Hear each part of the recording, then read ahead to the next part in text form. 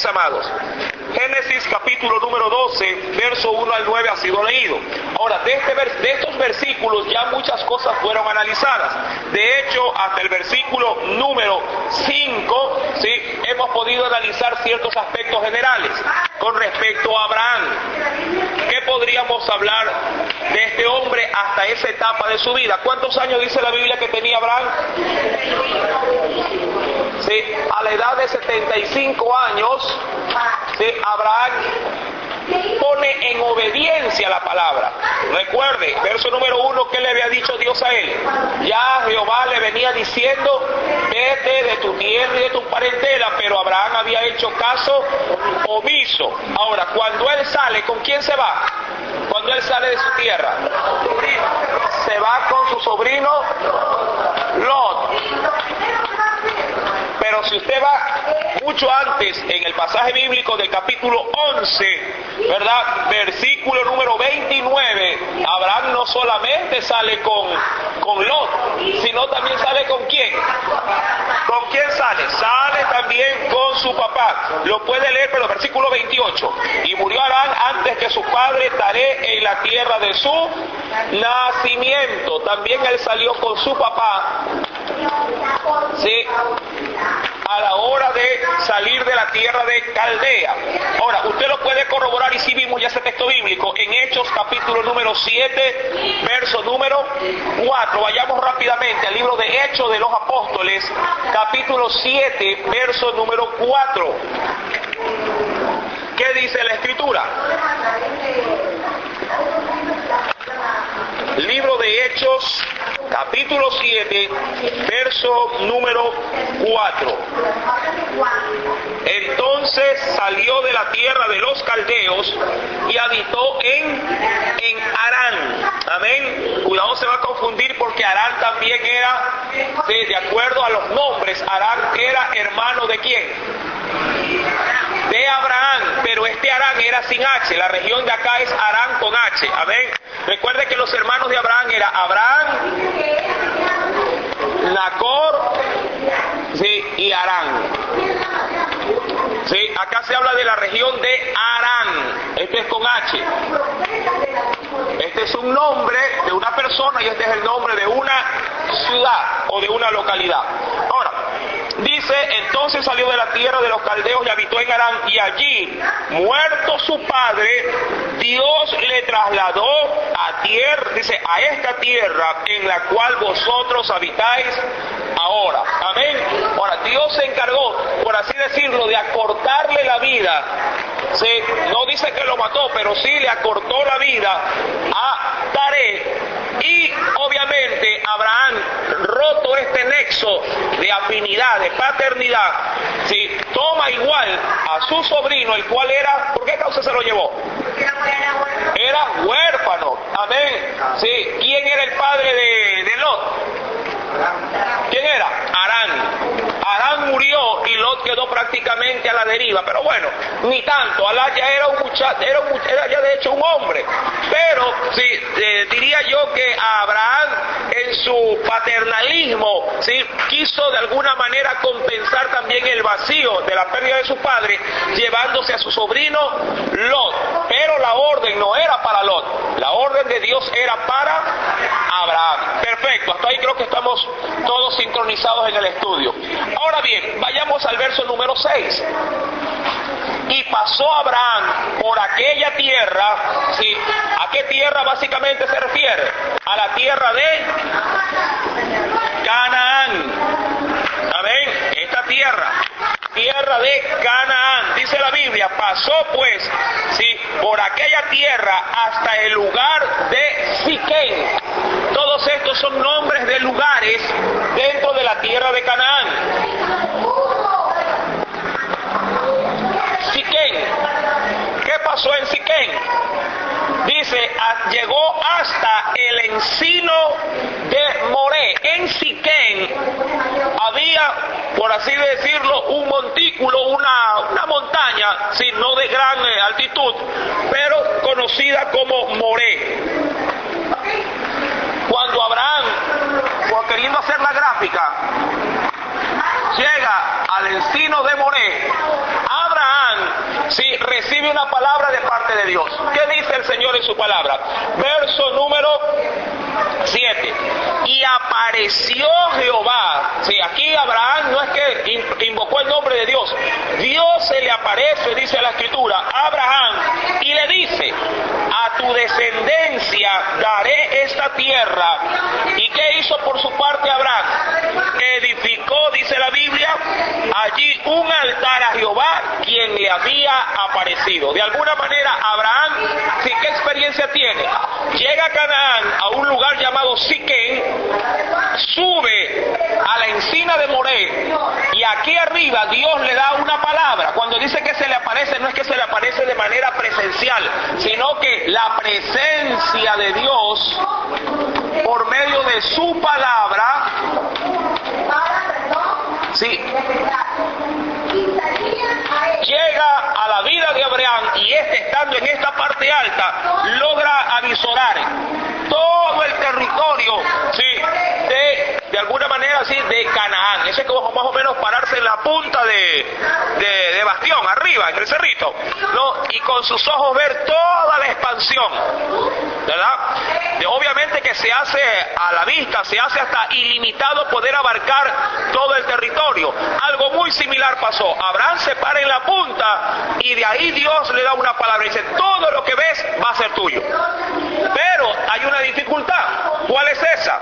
Mire lo que dice el capítulo 12, versículo número, venga por favor conmigo, sí, versículo número 6. Pasó Abraham por aquella tierra hasta el lugar de Siquén, hasta el encino de Moré, y dice ahí: y el cananeo estaba entonces en la tierra. Es decir, que lo que Dios le habría de dar a Abraham estaba de alguna manera, ¿qué cosa? Estaba habitado. Amén, estaba habitado. Él obviamente debió haber avisorado por ahí ciertos lugares, ¿no?, donde habían tiendas o hasta ciertas ciudades. Este lugar no estaba vacío, dice que estaba habitado, sí, por el cananeo. Obvio, cananeo viene de la tierra de Canaán, ¿no? Como decir de Guayaquil viene guayaquileño. Cananeo se deriva de Canaán. Ahora bien, nace una pregunta. ¿Cómo así Dios? Y quiero que usted me la responda también, o por lo menos trate de entender el panorama bíblico.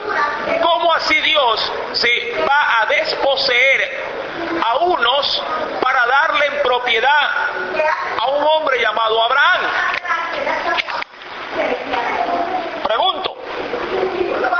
Canaán estaba habitado. Amén. Canaán estaba habitado. Pero Dios le dice a Abraham: voy a sacar de ahí al cananeo y te lo voy a dar a ti. Como decía un pastor hace mucho tiempo atrás, se me oscureció la mente, explíqueme. O por lo menos si alguien le lee ese pasaje y le dice: a ver, hermano, ¿cómo es eso? O sea que Dios de alguna manera, sí, lo desplaza, lo quita de la propiedad y pone a otro ahí. O sea, Dios es arbitrario. Haga de cuenta que usted está en su casa y el municipio dice: ¿sabe qué? Voy a expropiarte, porque aquí quiero hacer de pronto un botadero de basura. Y lo saca usted y pone un tacho de basura ahí.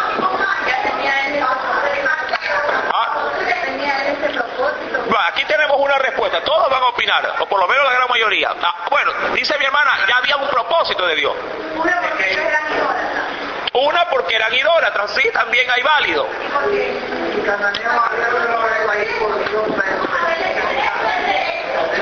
Ya, el cananeo había sido puesto ahí por desobediencia. Ya, ahí tenemos una base. Claro, Canaán habría de ser siervo de sus hermanos.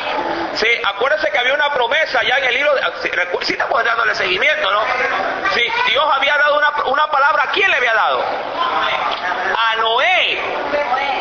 Cuando recuerde que Can ve, ¿verdad?, de manera irrespetuosa la desnudez de su padre, Noé da una sentencia, claro, no de parte de sí, sino de parte de Dios mismo. ¿Para quién? Para la descendencia de quién? De Can. Sí, dice: Canaán será siervo de quién? ¿Cuáles son los hermanos? De Sem. Y sea Canaán su siervo. Amén. Así también de Jafet, que era el segundo hijo de Noé. ¿Sí? Cuando también se refiere a Jafet, le dice, y sea Canaán también siervo de Jafet. Recuerde esto, no se vaya a perder.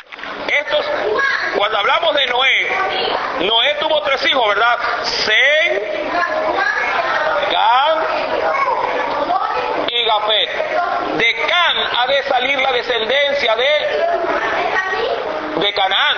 Rápidamente, por favor, esto ya fue motivo de estudio, pero solamente para remarcar con la escritura. Génesis, capítulo 9. Verso 18. Y los hijos de Noé que salieron del arca fueron Sem, Cam y Jafet. Amén. Y Cam es el padre, dice ahí, ¿de qué? ¿O de quién? El padre de Canaán. Sí. Cuando se habla de Canaán, se pudiera entender, recuerda que Cam tuvo un hijo llamado Canaán, pero no se lo ve como padre e hijo, sino como descendencia. Amén. Dice ahí, y Cam es el padre de Canaán. Amén. Ahora, ¿qué sucedió cuando el hijo Cam, en este caso el padre de Canaán, sí, incurrió en un acto de irrespeto con su padre? Versículo número 25 dice, y dijo, ¿quién? Noé. ¿Qué le dijo? Maldito sea Canaán, siervo de siervos, es decir, esclavo de esclavos. Es como que un mayordomo, que ya de por sí es un sirviente, al mayordomo se le ponga sirvientes para que obedezcan al mayordomo. Amén. Siervo de siervos será a sus hermanos. Dijo más, bendito por Jehová mi Dios sea Sem, es decir, mi primer hijo, y sea Canaán su siervo. ¿Qué más dice el Señor? Verso 27. Engrandezca Dios a Jafet y habite en las tiendas de Sem, y sea Canaán su siervo. Había una palabra, sí, perfecto. Vamos a hacer una lista, ¿no? Por así decirlo. Tenemos, esta es la región de Moreno. Estamos viendo en este momento las pautas bíblicas. ¿Por qué causa Dios tuvo que desplazar a habitantes de un lugar que obviamente ya estaba habitado? Canaán.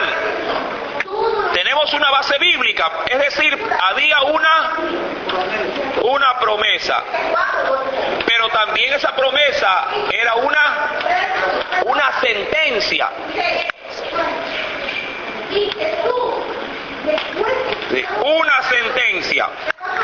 Una sentencia obviamente de juicio contra la descendencia de Cam. Ahora bien, pero habrá algo adicional también por lo cual Dios de alguna manera sí tenía el derecho de sacarlos, porque mucha gente puede decir, bueno, está bien, había una sentencia, pero no es de sí mismo, no me complace la respuesta. Recordemos, sí, mis queridos hermanos, que muchas veces Dios tiene fundamentos para hacer las cosas, pero a veces al hombre como que no le sacia. Sí, como que dice, no, pero no quedo satisfecho con la respuesta, aun cuando había una promesa. Amén. Ahora, ¿qué piensa usted? ¿Qué otro punto, qué otra perspectiva usted le puede dar, sí, a la decisión de Dios para desposeer a estos y darle en herencia a este? ¿Qué más pueden opinar? A ver, mis hermanos, vamos hasta que salga humo ahí de nuestros pensamientos.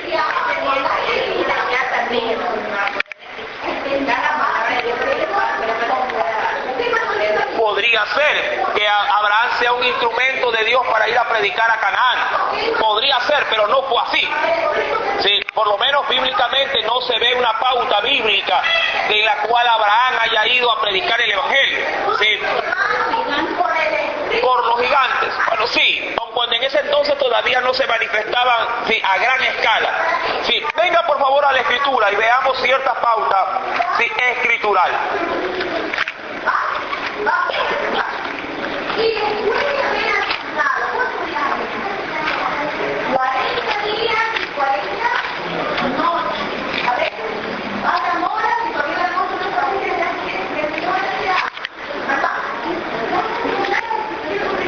Veamos primeramente, sí, ciertas pautas bíblicas.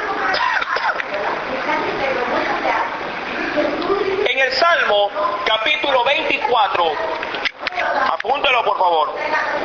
Salmo capítulo 24. Mire lo que nos dice el Señor en el verso número 1. Usted y yo debemos de tener en claro algo antes de poder entender en esta parte de la Biblia, sí, por qué Dios toma de manera, a nuestro criterio, no, arbitraria, toma una decisión. ¿Qué dice ahí? Verso 1.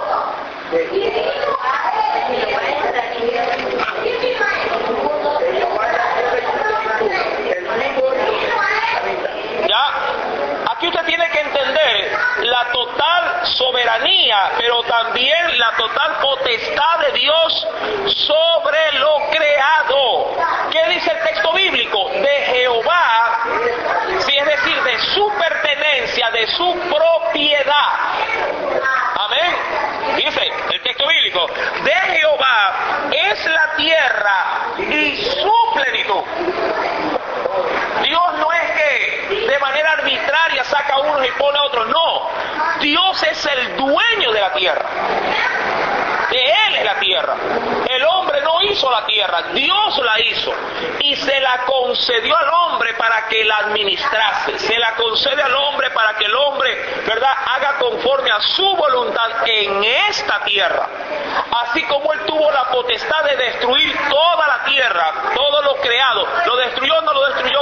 Dando sentencia en los tiempos de Noé. La hizo pedazos.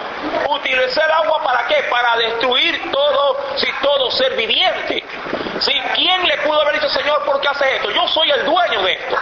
Amén. Y cuando el pecado obviamente sube delante de su presencia, Dios no tiene más remedio que hacer, como dicen por ahí, una barrida, un borrón. Se decía ayer en la predicación, un borrón y cuenta nueva. Amén. Dios es el dueño de la tierra. Usted dice, ¿quién podrá reclamar una propiedad? Si usted va y se asienta de pronto en ese lote del frente que está vacío, le dice aquí me quiero quedar. Pero si viene alguien con el título de propiedad, ¿qué hace? Lo saca. Así usted haya construido en un terreno, si el terreno no fue suyo, todo lo que usted haya puesto sobre ese terreno no le pertenece. Sí, lo mismo que hace el municipio cuando uno invade cierto tipo de sectores, ¿no? Mandan por ahí retroexcavadoras, mandan grúas, ¿y qué hacen? Desbaratan todo, tiran todo tipo de casas. ¿Por qué? Porque el territorio no le pertenece, tiene escrituras, tiene un dueño. Ahora, sobre todo esto hay un dueño supremo. Ese dueño supremo es nuestro Dios.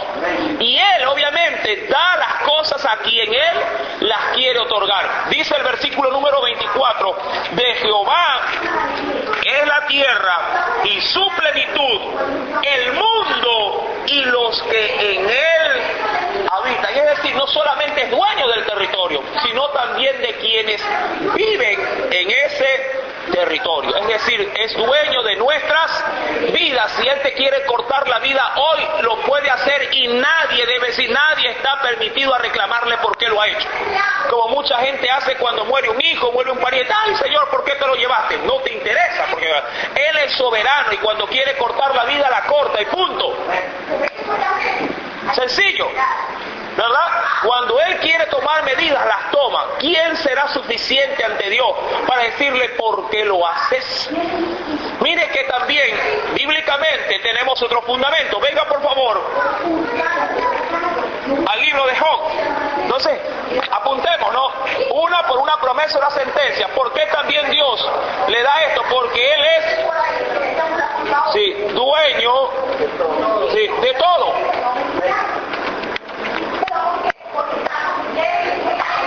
En el libro de Job, veamos qué nos dice la Escritura.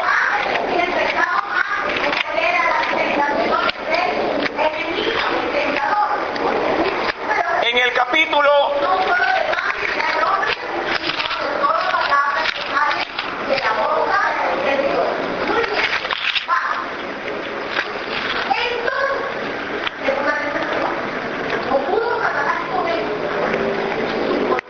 número 40.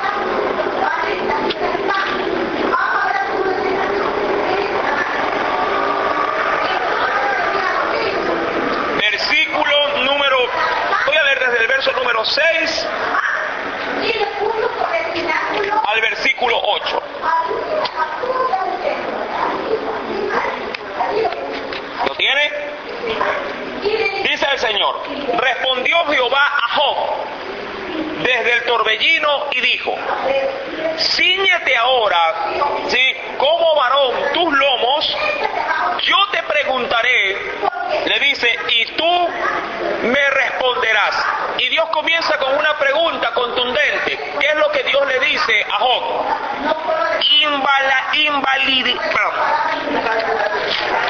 ¿Invalidarás tú también mi juicio? Amén. ¿Invalidarás tú también mi juicio? ¿Me condenarás a mí para justificarte tú? Quiero hacer énfasis en este texto bíblico. Primer punto, ¿qué dice ahí? Invalidarás, es decir, tú dejarás sin efecto, sí, mis palabras, es decir, tú que eres creado por mí, querrás sublevarte en contra mío y justificarte tú, es decir, que yo te dé la razón a ti, cuando a la verdad el único que tiene la verdad de todo esto aquí soy yo. Mucha gente, amados hermanos, si cae en este tipo de circunstancias contra Dios, ¿sí?, no entiende por qué Dios permite tal o cual cosa en sus vidas y trata hasta cierto punto de rebelarse en contra de Dios. Mucha gente dice, ya no voy a la iglesia porque sí, porque cada vez que lo hago me va mal. Y se justifica. Sí, antes de afirmarme en Dios todo me iba bien, el negocio se vendía, pero todo es que me afirmo y hasta las ventas bajan. Y tratamos de darle, sí, a Dios pautas de cómo tiene que hacer las cosas. Dice la Escritura en el versículo número 8, ¿me condenarás a mí para justificarte tú? En el caso del cananeo, por ejemplo, ¿qué pudo haber dicho el cananeo? ¿Cómo es posible que Dios, verdad, a nosotros nos expropie y se le entregue toda la heredad a quién? A un hombre. Hasta me pareciera injusto, humanamente hablando.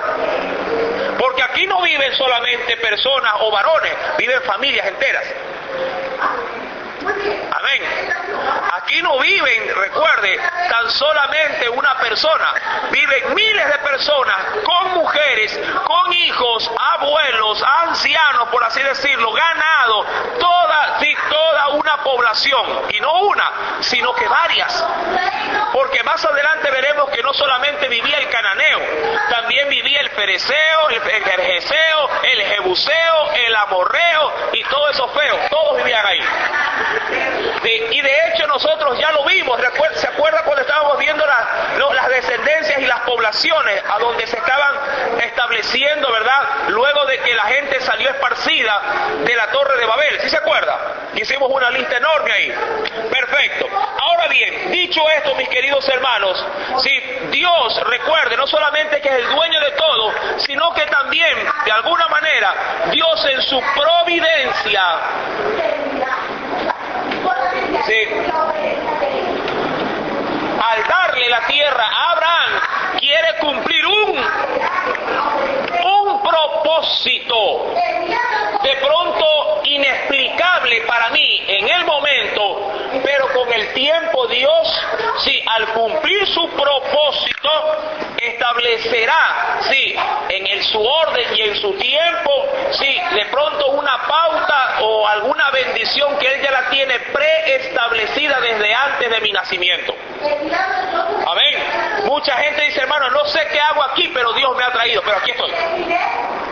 Sí, hay gente que no vive por el sector, que vive por otro lado, o estuvo, o tenía en su vida otros planes, pero oh sorpresa, hoy está sirviendo a Dios.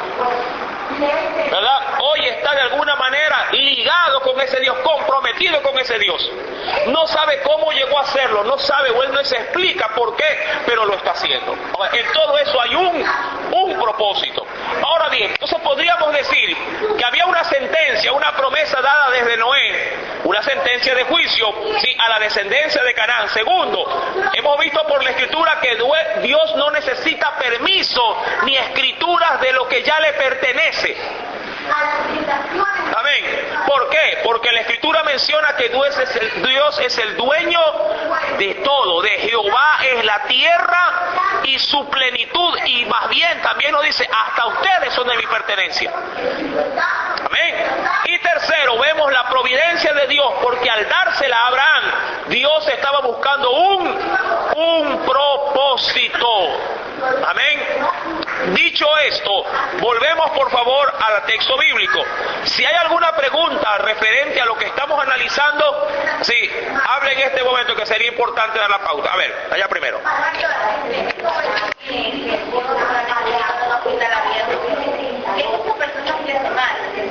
Sí. Ya, mire, yo tengo amigos que se suicidó, pero le encontraron con la Biblia a él. Ya. O sea, ya se suicidó como 2 a 3 de lugar. Como la y hay estas personas así. Ya, usted quiere básicamente hacer énfasis en qué pasa cuando alguien de manera arbitraria se quita la vida. Si Dios estuvo bajo control o no de esa circunstancia, pues déjeme decirle que sí. Mucha gente no entiende, sí, el hombre puede morir por muchas causas. Puede morir por causa, como dicen por ahí, natural. Puede morir por causa accidental. O puede morir por causa arbitraria. La arbitrariedad es cuando el hombre, sí, de alguna manera quiere, sí, hacer uso de su voluntad para quitarse la vida. Ahora, diría yo, ¿Dios está al tanto de estas 3 circunstancias? Claro que sí. Ahora, ¿Dios permite que el hombre se quite la vida? Claro que no. Pero Dios no puede de alguna manera, diría yo, ya a mi criterio, quiere imponerse sobre la voluntad o sobre el libre albedrío del hombre. Pero las consecuencias obviamente no se dejan esperar. Si un hombre de manera arbitraria corta su existencia, si bien es cierto Dios tenía ya preestablecido qué día ese hombre habría de tomar esa decisión, Dios no irrumpe en esa decisión para que el hombre coseche lo que ha sembrado. Si alguien se quita la vida, lleva juicio de Dios. Amén. Porque, ¿verdad?, acortar el hilo de su existencia, obviamente que traerá gravísimas consecuencias. Cuando una persona por X circunstancias, sea que caiga en depresión, sea que caiga en pena, sí, o de pronto de manera también arbitraria, que quiera cortarle la existencia a otra persona, sí, porque puede también pasar eso. Mire cuántos crímenes pasionales pasan, ¿verdad? Una persona toma licor, va a la casa, ve a la mujer, se acuerda de una pena vieja y vete 2, 3 tiros y ya está, ahí quedó. Corta la existencia. Ahora, ¿Dios sabía que habría de morir? Claro que sí. Pero habrá consecuencias por una decisión arbitraria, también las habrá. Sí, pero Dios tiene de alguna manera, sí, el control de todas las cosas. Ahora, mucha gente, claro, se pone y medita y dice, pero no entiendo por qué lo permitió. No entiendo por qué en un accidente deben de morir niños, por ejemplo. Sí, sin culpa, sin ningún tipo de, diría yo, de nexo con el pecado de un padre. Es verdad, es inexplicable a la mente humana, pero bajo la soberana voluntad de Dios, Dios así, sí, lo ha permitido. No es que lo ha aprobado, lo ha permitido porque el hombre ha hecho uso de su libre albedrío, de su libre voluntad. Ahora bien, retomando el asunto, sí, había otra pregunta por acá también. Sí, siempre he escuchado la providencia de Dios. Ajá. Con la providencia de Dios, Dios quiere cumplir un propósito. Así es. Es la providencia de Dios. Ya, dentro de lo que es algo providencial, diría yo que es lo preestablecido.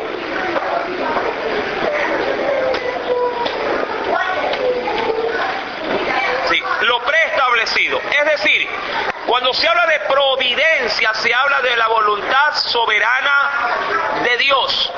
Sí, cuando ya Dios preestablece algo, sí, el hombre no lo va a poder cambiar. Es como una ley escrita, sí, sea con mi consentimiento o no. Si Dios de manera providencial preestablece, por ejemplo, que mis días lleguen hasta 50 años, nadie, por más que me haga cirugía, por más que me haga cambio de órganos, por más que me someta a, ¿verdad?, a operación alguna, Dios dice hasta 50 y punto, te fuiste. Sí, Dios, por ejemplo, dentro de la providencia divina, lo que preestableció para su hijo es que su hijo muera a los 33 años. Una edad incomprensible para un joven, por ejemplo. Para alguien que en esa edad está en pleno vigor, en pleno desarrollo. Pero ¿qué es lo que quiso Dios con Jesús, con su hijo? Que viva más tiempo. Bueno, sí, es verdad. La bendición de Dios muchas veces se refleja con el vivir. No, la Biblia de hecho dice en los mandamientos que cuando uno honra a su padre y a su madre, el Señor nos da largura de días. Pero en la providencia divina, en el caso de Jesús, que debió haber sido, ¿verdad?, el máximo esplendor de obediencia a padre y madre terrenal y también divina, Dios de alguna manera le ajusta su vida no a tantos años, sino hasta que Él cumpla un propósito, el dar su vida por los pecados del hombre. Cumple el propósito y automáticamente Dios le dice: has hecho el cometido que yo te mandé a hacer y hasta aquí vives. Si para Dios una persona viva 70, 80 años y cumpla en esos 70, 80 años el propósito de Dios, se corta el propósito, perdón, se termina el propósito, pero se corta la existencia de esa persona. Y eso puede pasar, mis amados hermanos, no solamente con una persona anciana. Si Dios tiene en su providencia que un niño viva 1 año de vida y que ese año sea el propósito con que fue enviado, será cumplido así, y así se determinará y morirá. Mucha gente viene a Cristo cuando sienten dolores, por así decirlo, de pérdidas de seres queridos a muy temprana edad. Dios siempre buscará un propósito. El problema es que el hombre no logra entender los propósitos divinos. Ese es el problema. Sí, yo sé que es doloroso, por ejemplo, la pérdida de un ser querido. Nadie discute eso. Nadie puede decir que cuando parte alguien, ¿verdad?, de la familia, no le duele el corazón. Claro que le duele. Pero tras de todo ese dolor, sí, Dios no es, recuerda esto, Dios no es sentimentalista, Dios no es emocionalista, Dios es providencial y soberano y se moverá conforme a su palabra. Así usted llore, patalee, se pare de cabeza. Si en la providencia de Dios es que su hijo muera, morirá. Por la experiencia, ¿no? Ajá. Cuando muchas personas, por ejemplo, en caso de que el gato o también en accidentado a propósito de que le vayan a hacer algo, y por mucho que personas que no mueren, Así es. entonces Dios los deja, es para un propósito. Es para un propósito. Si nadie entiende, por ejemplo, por qué Faraón se endureció tanto, pudo haber dejado ir al pueblo en la primera plaga que cayó sobre Egipto, pero no. El propósito de Dios fue que ese hombre se mantuviera renuente. ¿Para qué? ¿Cuál fue el propósito? Ahí está claro y definido. Para que Dios demostrara su poder. Claro, lo conocemos nosotros porque tenemos ya la Escritura, ¿sí? Y de hecho se puede ver el plan de Dios en cada uno de estos milagros. Pero el propósito de Dios está preestablecido. Amén. Bueno, sigamos. Génesis capítulo número 12. Ahora bien, Dios le dice a Abraham, capítulo 12, verso 7. Apareció Jehová a Abraham y le dijo: a tu descendencia daré esta tierra. Y edificó allí un altar quien le había aparecido. Recuerde, ¿a quién le iba a dejar todo ese lugar? A Abraham. ¿A quién? A su descendencia. Sí, a su descendencia. Versículo número 8. Ahora, recordémonos, ¿qué levanta aquí? Un altar. Levantó un altar. Verso número 8. Luego se pasó de allí a un monte al oriente, dice ahí, de Betel. Betel era otro lugar que se lo va a mencionar más adelante en un estudio llamado también Casa de Dios. Es eso, pero eso lo vamos a analizar mucho más adelante, amén, cuando lleguemos al pasaje exacto. Dice aquí, se pasó de allí a otro monte, a un lugar al oriente, dice, vamos a borrar acá, sí apuntó aquí, ¿no?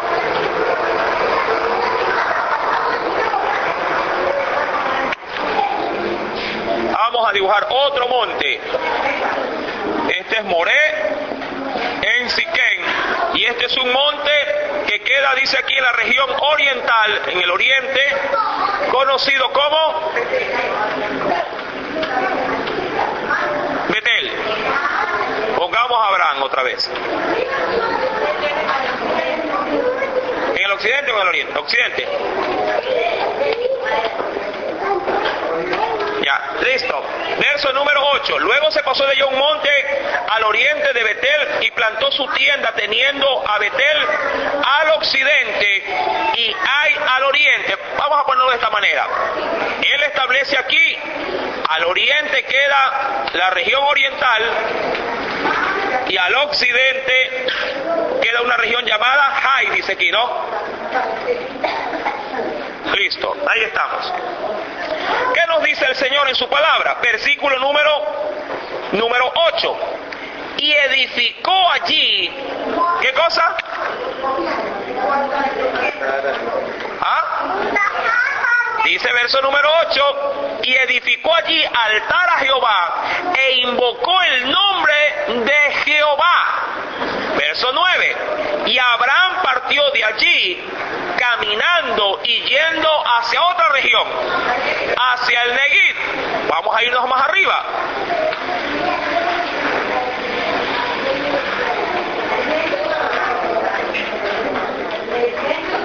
Vamos a subir. Otro lugar más alto. En el Neguid.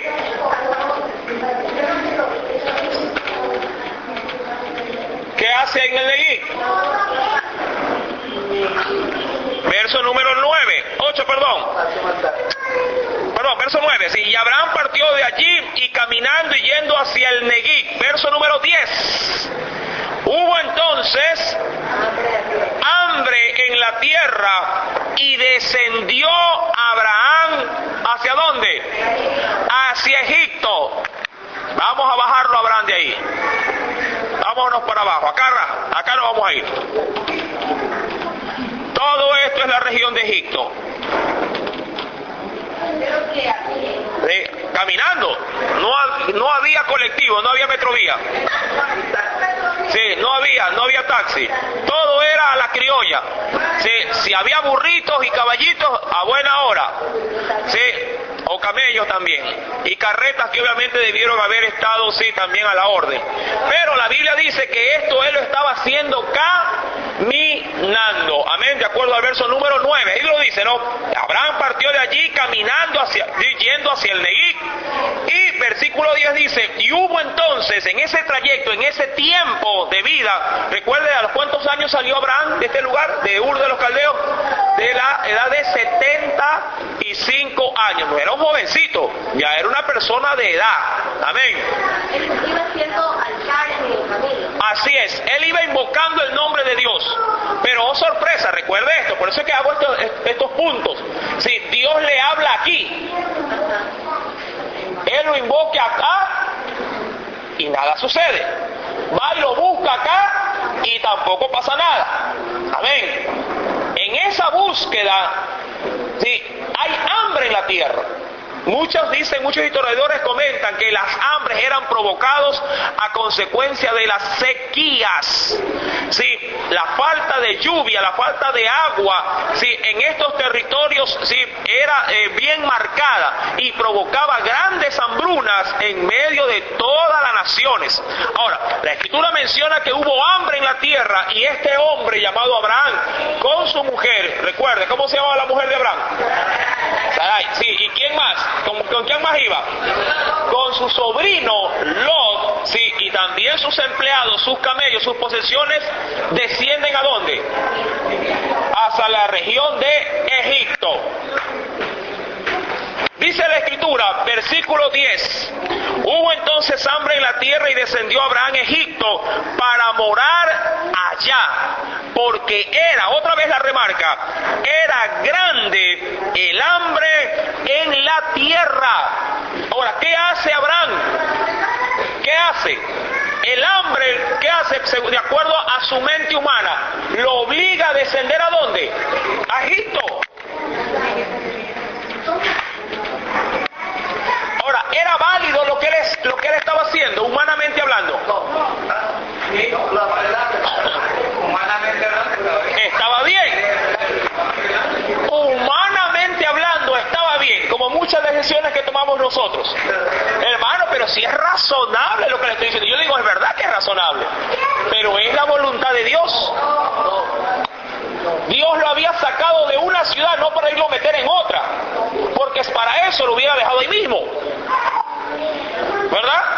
Él ya te recuerde que Abraham ya tenía un lugar donde él vivía, él ya tenía obviamente un trabajo fijo. Recuerde que Dios lo llama a él a la edad de 75 años. Ya tenía casa, cama, dama y chocolate. Difícilmente alguien se mueve ya teniendo estabilidad. ¿No le parece? Si alguien ya tiene casa, tiene esposa, tiene hijos, ¿verdad? Tiene un trabajo seguro, difícilmente cambiará esa rutina de vida por otra clase de rutina, porque ya está preestablecido. Amén.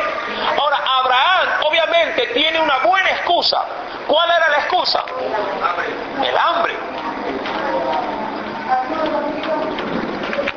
Obvio que él tenía esa excusa muy bien sustentada.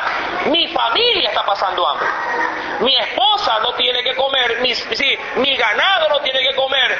Mi familia, hablando del sobrino, no tiene tampoco provisión. Versículo número 10. Abraham pues descendió a Egipto para morar. Y aquí está el asunto. Para morar, es decir, para vivir. La intención de Abraham no fue la de ir, comprar provisión o ir a hacer intercambio, y volverse ¿a dónde? A los lugares donde él estaba preestableciéndose, sino que su intención fue, bueno, aquí no pasa nada, se me da una palabra, pero las palabras se las lleva el viento, avanzo, no pasa nada, ya Dios aquí no me habla, aquí Dios ya no me habla. Sí, yo creo que esto de Dios es bien largo, está bien demorado, sigo con mis negocios.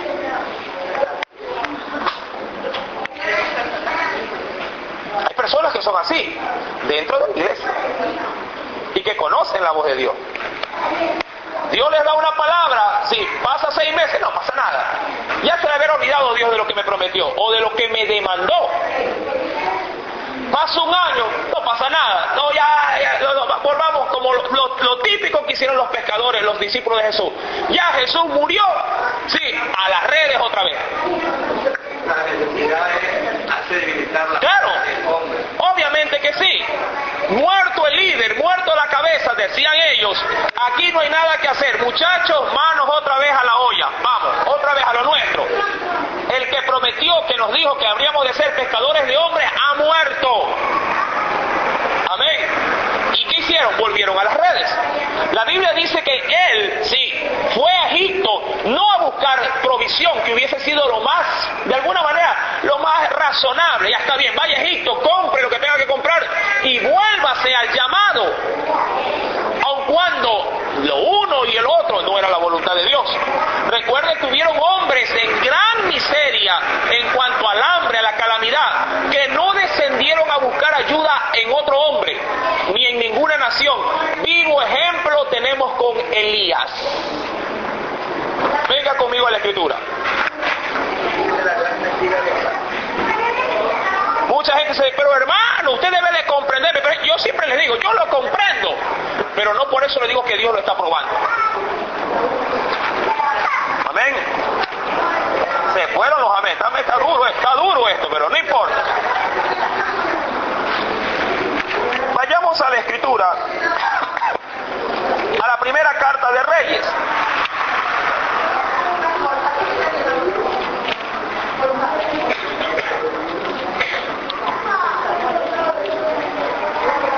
Primera carta de Reyes.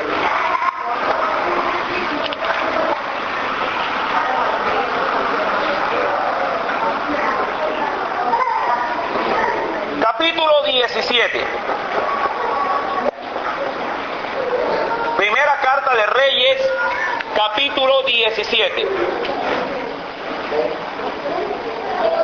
Verso 1 en adelante. ¿Ya lo tiene?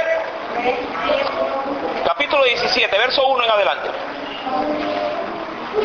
Primera de Reyes, capítulo 17, verso 1 en adelante. ¿Ya lo encontró? Entonces, Elías, recordando que Elías era un profeta de Dios, ¿no? Tisbita, cuando habla de Tisbita, habla de la región de cual procedía, que era de los moradores de Galaad, dijo a Acac era el rey de Israel: vive Jehová, Dios de Israel, en cuya presencia estoy, que no habrá lluvia ni rocío. Y mira lo que dice, no dice en estos días, en estos años. ¿Cuántos años duró la sequía? 3 años y medio. Amén. Imagínense que no lleva 3 años y medio. Así usted siembre oro, no va a florecer. Amén. El agua es esencial para la producción, ¿verdad?, de la agricultura. Versículo número 2. No habrá, dice, no, en estos años, sino por mí, dice ahí, termina el verso 1, por mi palabra. Es decir, cuando yo lo diga, habrá lluvia. Verso 2.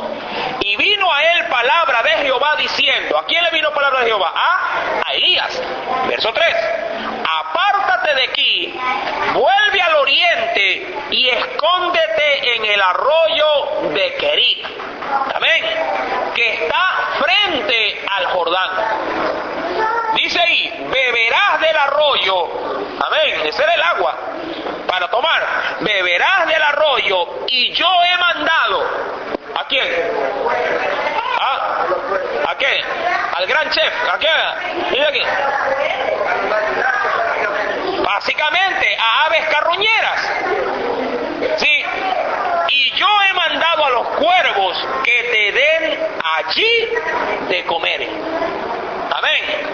Y él fue, y me encanta, e hizo conforme a la palabra de Jehová, pues se fue, y dice ahí, y vivió ahí. ¿A cuánto le gustaría vivir así?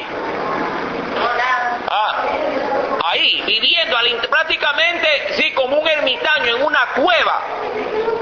Amén. Vivió allí, dice la Biblia, junto al arroyo de Querit, que está frente al Jordán. Verso 6. Ahora, ¿Dios prometió lo que le había cumplido? Claro que sí. Y los cuervos le traían pan y carne por la mañana, pan y carne por la tarde, y bebía del arroyo.